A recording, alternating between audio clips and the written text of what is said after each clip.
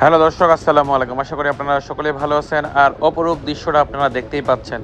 প্রথমেই বলে রাখি, এই দোকানদার খুব ভেজালিয়া দোকানদার। আমরা ভিডিও করতে যাই, বলি যে ভাই কি কি পাওয়া যায়।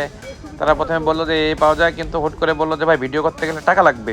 তো আমি মনে করলাম যে আচ্ছা কত টাকা লাগতে পারে, আমি বুঝতে পারি না যে 200-100 টাকা বা 300 টাকা দিলে বা ডবল খাবার টাকা দিলে তারা হচ্ছে হয়তো বা ভিডিওটা করতে দিতে পারে। তো আমি বললাম যে ভাই কত টাকা লাগবে। হুট করে বলতেছে যে ভাই 1 লাখ টাকা লাগবে, নাহলে ভিডিও করতে দিব না। তো অবাক হয়ে গেলাম যে 1 লাখ টাকা কেমনে দিব ভাই, নৌকার ভিডিও করতেছি, এটা আর মানুষ দেখবে, মানুষ খুশি হবে। মানুষ অনেক দেখে যে বিভিন্ন বৈচিত্র্যময় বাংলাদেশে কীভাবে বিক্রি হয়, আসলে কিভাবে মানুষজন খাবার খায়, এটা আমরা দেখাচ্ছি ভাই। এটা তো খারাপ না, আমরা তো পজিটিভ দিকটাই আমরা দেখাতে চাচ্ছি। কিন্তু সে উনি বললো যে হুট করে না, বললো যে হচ্ছে না টাকা লাগবেই, না হলে ভিডিও করা যাবে না। তো আমি বের হয়ে আসতেছি, পরে আরেক ভাই ভিডিও করতে গেছিলো, সেটা আপনারা দৃশ্যটা প্রথমেই দেখতে পেয়েছেন যে তার সাথে কীরকম ব্যবহার করতেছে, সেটার একটু ভিডিও আমি তুলেছি। এবং উনি খুব মানে হুমকি দামকি দিচ্ছে যে এলাকায় ঢুকতে দিব না, এই সেই অনেক কিছু আর কি ভাই।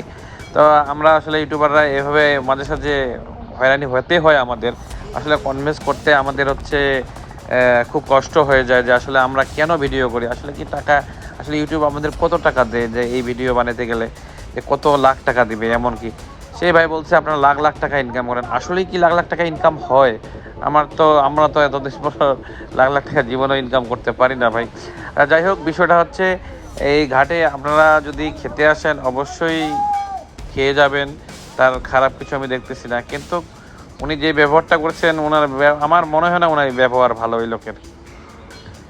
আশা করি ভিডিওটি ভালো লেগেছে। যদি ভালো লাগে অবশ্যই কমেন্ট করে জানাবেন। আর অবশ্যই আমার ইউটিউব চ্যানেলের পাশে থাকবেন, আরও মজার মজার ভিডিও আপনাদের দেখাবো।